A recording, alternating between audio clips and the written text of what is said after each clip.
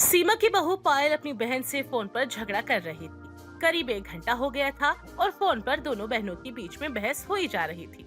तभी सीमा बहू के पास जाती है और बोलती है। अरे बहू बस भी कर, पूरा घर तूने सर पे उठा रखा है, अब शांत भी हो जा। क्या करूँ माँ जी, मैं अपनी बहन को कब से एक ही बात समझाने की कोशिश कर रही हूँ, लेकिन वो समझने की जगह उल्टा मुझे ही उलझाई जा रही है। कोई बात नहीं बेटा, वो तो तेरी छोटी बहन है ना। तो एक काम कर, फोन काट दे और आराम से सांस ले ले थोड़ी सी। मेरी बात समझ जा, मैं बार बार नहीं बोलूंगी। फोन रख रही हूँ, फोन मत करियो अब मुझे। शांत बहू शांत, इतना गुस्सा अच्छा नहीं होता। हाँ ठीक है माँ जी, नहीं कर रही गुस्सा। चल अब खाना खा ले। हाँ माँ जी, लड़ लड़ के तो मुझे भी भूख लग गई है। चलो खाना खाते हैं। इस लड़की ने तो मेरी सारी एनर्जी लगवा दी।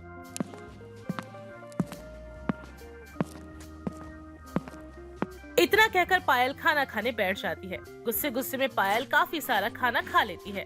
सीमा लगातार पायल को देखती रहती है पर कुछ कहती नहीं। कहने को तो पायल घर के हर काम में बहुत ही परफेक्ट थी। सीमा को अपनी बहू से कोई शिकायत नहीं थी, सिवाय एक बात के।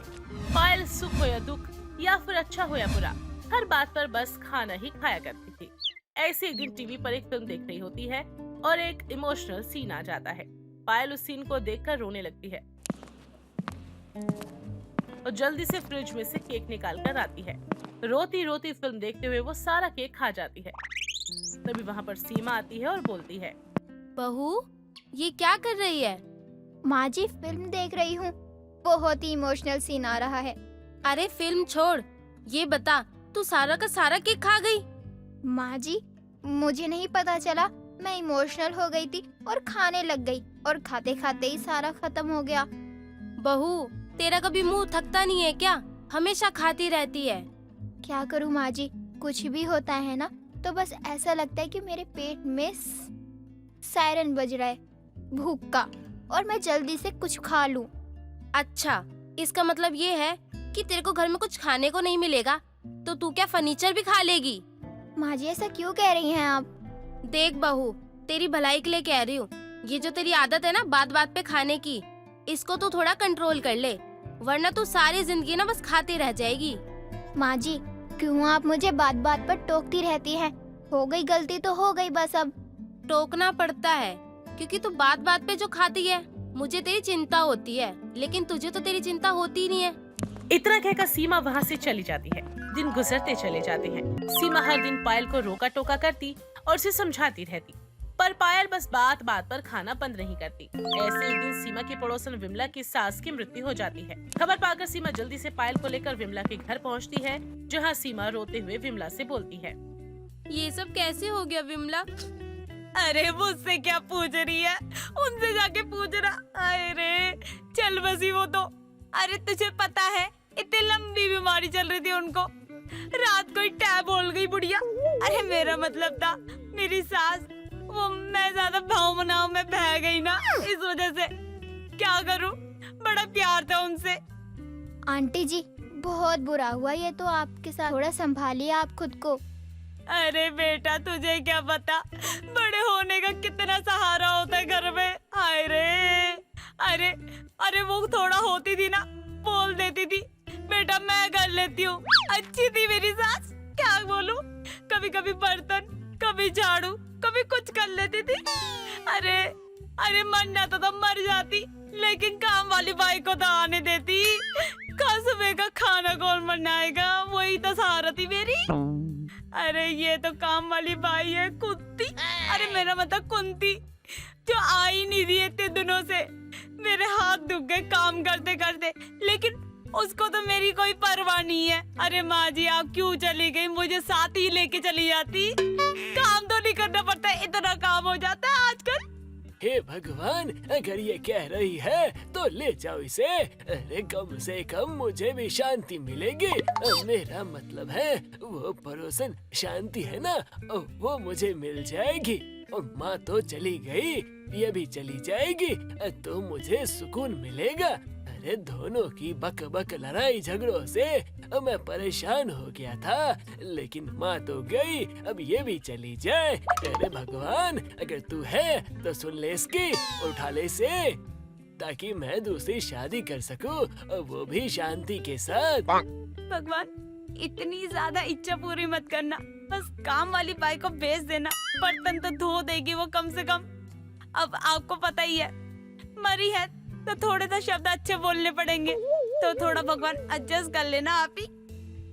हाय रे मेरी सास, हाय रे मेरी सास मर गई, मेरी बुढ़िया, मतलब मेरी सास। विमला के घर में सभी लोग रो रहे थे और सभी विमला को संभालने में लगे हुए थे। पायल बेचारी भी इधर उधर सबसे बात कर रही थी, पर सारे इमोशनल सीन के अंदर पायल को फिर से भूख लग जाती है और पायल चारों तरफ देखते हुए मन ही मन बोलती है, मुझे तो फिर से भूख लग गई, क्या करूं? विमला आंटी की रसोई में कुछ तो होगा ही खाने के लिए।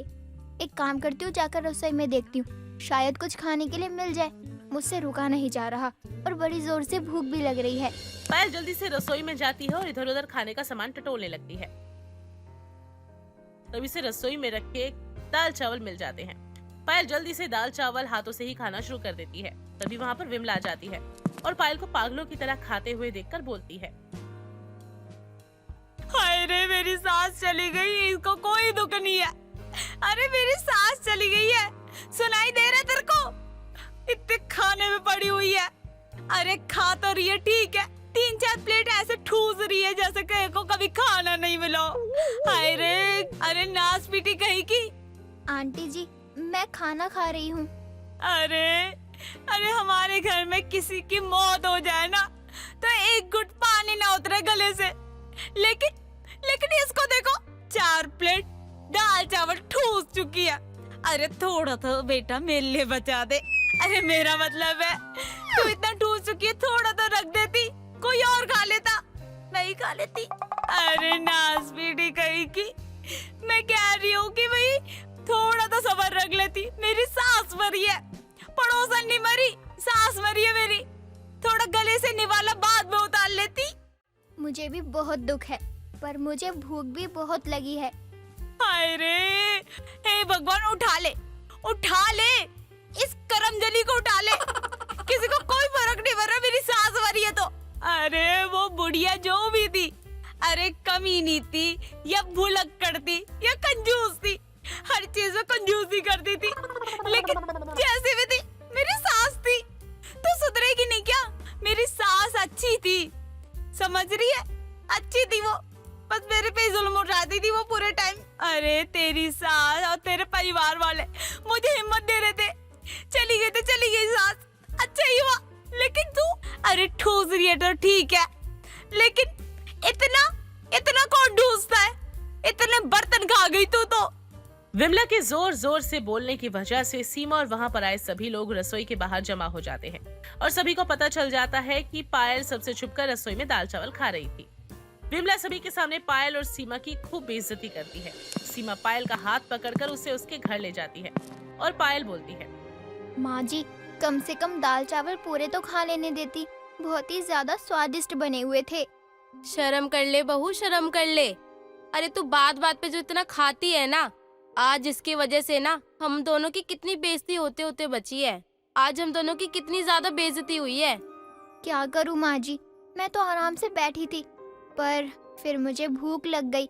मुझे पता नहीं क्यों ज्यादा भूख लगी है, मुझे पता नहीं क्यों बहुत ज्यादा खुशी में, बहुत ज्यादा गम में, या किसी से लड़ाई करने के बाद, या मेरा मूड खराब हो तब भी बस खाने का ही मन करता है, और जब तक खाना ना मिले तो मुझे चैन नहीं आता। अरे तू लड़की नहीं है, तू ना कंटेनर है जिसमें खाना डालते हैं, जिसमें कितना भी खाना डालते जाओ वो कभी भरता नहीं है। उसी तरह तेरा पेट है, कितना भी ठूसती रहे लेकिन तेरा पेट नहीं भरता। सीमा लगातार पायल को सुनाती चली जाती है। पायल बिना कुछ कहे पैर धमकाती हुई अपने कमरे में चली जाती है। पायल को अपनी सास की वजह से अब बहुत ही बुरा लगता है और उसका मूड खराब हो जाता है, लेकिन उसे फिर से भूख लग जाती है और वो जल्दी से अपनी अलमारी में से कुछ पैकेट फूड निकालती है और फटाफट से खाने लग जाती है और खाने के बाद एक लंबी सांस लेकर बोलती है, अब कुछ अच्छा महसूस हो रहा है। माँ जी भी पता नहीं कितना सुनाती है। अब भूख लगी होगी तो इंसान खाएगा ही ना। अब पता नहीं लोग कैसे अपने इमोशंस को कंट्रोल कर लेते हैं। मेरे सारे इमोशंस तो बस खाने के लिए ही कंट्रोल होते हैं। खाना ना हो तो बस मेरी जिंदगी तो बिल्कुल अधूरी है। मैं हवा पानी के बिना रह लूंगी, पर खाने के बिना ना बाबा ना, बिल्कुल नहीं रह पाऊंगी। खाना तो मुझे चाहिए ही चाहिए। ऐसे ही दिन गुजरते चले जाते हैं। पायल ऐसे ही खाए जा रही थी। धीरे धीरे सीमा को उसकी आदत उसके शरीर पर दिखने लगी थी। पायल का वजन अब बढ़ने लगा था। उसे कई तरीके की बीमारियां हो गई, जैसे हाई ब्लड प्रेशर, फेस पर बहुत ज्यादा एक्ने और थोड़ा सा काम करते ही वो जल्दी थक जाती थी। ऐसी कई सारी समस्याएं पायल को हो गई थी। ऐसे एक दिन पायल की ननद सौम्या अपने मायके आती है और पायल से बोलती है, भाभी चलो ना बाजार शॉपिंग करने चलते हैं। बड़े दिन हो गए हैं हमने शॉपिंग ही नहीं की। हाँ हाँ चलो चलो चलते हैं। सौम्या और पायल दोनों बाजार जाते हैं और बाजार में थोड़ा सा घूमते ही पायल को सांस चढ़ना शुरू हो जाता है और पायल बोलती है, अरे दीदी, मुझसे तो और चला नहीं जा रहा, मेरी तो बस हो गई। आप पहले मुझे कुछ खिला दो, उसके बाद ही मैं आगे चल पाऊंगी। पर भाभी हम तो अभी अभी घर से खाकर आए थे ना, आपको इतनी जल्दी भूख लग गई? दीदी पूछो मत, बस आप मुझे ना कुछ खिला दो, उसके बाद ही मेरे अंदर हिम्मत आएगी थोड़ा और घूमने फिरने की। सौम्या अपनी भाभी के कहने पर उन्हें बाजार में बने हुए एक छोटे से रेस्टोरेंट में ले जाती है, जहाँ सौम्या बस कोल्ड ड्रिंक पीती है तो वहीं पायल समोसे और 2 कोल्ड ड्रिंक पी जाती है। साथ ही वो हाफ प्लेट नूडल भी आराम से खा जाती है। सौम्या ये सब देखकर बहुत ही अजीब महसूस करती है, लेकिन बेचारी कुछ बोलती नहीं। कुछ देर बाद शॉपिंग खत्म करके दोनों ननद भाभी घर आ जाते हैं और पायल हाथ हुई अपने कमरे में आराम करने चली जाती है। तभी सौम्या अपनी माँ से बोलती है, माँ भाभी की हालत तो बहुत ज्यादा खराब है। क्यों, क्या हो गया? अच्छी खासी तो है वो। नहीं माँ, भाभी ठीक नहीं है। हुआ क्या? साफ साफ बताएगी भी। माँ भाभी बहुत ज्यादा ओवर ईटिंग करती हैं। क्या क्या क्या बोली? मैं समझी नहीं। कहने का मतलब ये है माँ कि भाभी को ऐसा लगता है कि अगर कुछ भी हो तो उसका इलाज खाना ही है बस, इसलिए। अरे मैं तो समझा समझा के थक चुकी हूँ, लेकिन मजाल है कि ये कुछ समझ जाए। कोई बात नहीं माँ, मैं कोशिश करती हूँ, मैं भाभी को समझाती हूँ ताकि वो अपनी इस ओवर ईटिंग को बंद कर दे। अपनी माँ से बात करने के बाद सौम्या अपनी भाभी के पास जाती है और बोलती है, भाभी मैं आपसे कुछ बात करना चाहती हूँ। हाँ सौम्या बोलो, क्या बात है? भाभी आपको ऐसा नहीं लगता कि आप जरूरत से ज्यादा खाती हैं? क्या तुम्हें माँ जी ने ये सब बोलने के लिए भेजा है यहाँ पर? नहीं नहीं भाभी, मुझे किसी ने नहीं भेजा है, मैं खुद आई हूँ आपसे बात करने के लिए। बोलो क्या बोलना है सौम्या तुम्हें? देखो भाभी, मैं आपकी प्रॉब्लम को समझ रही हूँ। आपको बार बार खाने की आदत है, पर जरा एक बार इस तरफ देखिए तो सही। आपकी ये बार बार खाने की आदत की वजह से आपके शरीर को कितना नुकसान हो रहा है। सौम्या के कहने पर पायल खुद को एक दफा शीशे में खड़ी होकर गौर से देखती है। कहीं न कहीं उसे सौम्या की कही हुई बात बिल्कुल सच लगती है। तभी पायल निराशा भरे स्वर में सौम्या से बोलती है, तो फिर सौम्या मुझे क्या करना चाहिए, तुम ही बताओ। भाभी सबसे पहले तो आप इन चीजों का फितूर अपने दिमाग से निकाल दीजिए कि आपको जब भी कोई प्रॉब्लम होती है तो आपको कुछ खाना ही होता है और हर सिचुएशन की डील खाकर नहीं की जाती है। पर जब तक मुझे खाना न मिले मुझे संतुष्टि नहीं मिलती। यही तो सारी बात है भाभी, आपने अपने शरीर को गलत चीजों की आदत लगा दी है। जब तक आप कुछ खा नहीं लेती हैं आपको संतुष्टि ही नहीं होती। तो अब क्या करूं? भाभी जितना हो सके आप अपने आप को शांत रखिए, अपने दिमाग को शांत रखिए और अपने दिमाग में से ये खाने का भूत उतार दीजिए। कुछ समय अगर आप खाने के बारे में नहीं सोचेंगी तो आपको ख्याल आना बंद हो जाएगा। ठीक है सौम्या, मैं ऐसा ही करूंगी। पर अगर फिर भी मुझे भूख लगी और मुझसे रुका नहीं गया तो? भाभी आपका मन का फोकस जितना ज्यादा स्ट्रॉन्ग हो, आप उतनी ही ज्यादा जल्दी अपनी इस आदत को कंट्रोल कर लेंगी और मैं इसमें आपकी हेल्प करूंगी, आप चिंता मत कीजिए। दिन ऐसे ही गुजरते चले जाते हैं और सौम्या अब हर दिन के साथ अपनी भाभी के साथ ज्यादा वक्त व्यतीत करती है। जब भी कभी पायल का मूड स्विंग होता या फिर उसका खाने का मन करता तो सौम्या अपनी भाभी को कुछ भी ना खाने के लिए मोटिवेट करती। साथ ही सौम्या पायल को अपने मन पे कंट्रोल रखने के लिए बहुत ही फोकस कराने को बोलती और पावरफुल बनाने के लिए उसे मेडिटेशन के टिप्स भी दिया कर। और 2 से 3 महीने में कड़ी मेहनत मशक्कत के बाद आखिरकार पायल की मेहनत रंग लाती है और पायल बात बात पर खाना बंद कर देती है। ये सब देखकर अब सीमा को बहुत अच्छा लगता है और वो पायल से बोलती है, शुक्र है बहू कि कम से कम तूने इंसानों की तरह खाना खाना तो शुरू करा।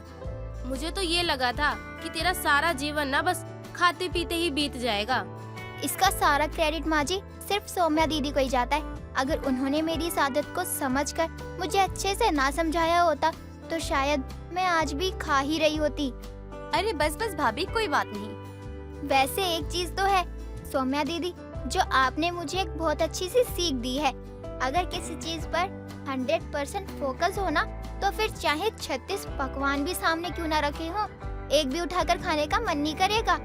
बिल्कुल सही कहा भाभी आपने, आप फोकस करिए और सब कुछ ठीक हो जाएगा।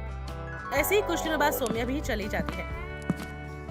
पायल उसकी सारी बातें याद रखती है और वो हमेशा ही ओवर ईटिंग से बचती है और हेल्दी डाइट फॉलो करती है।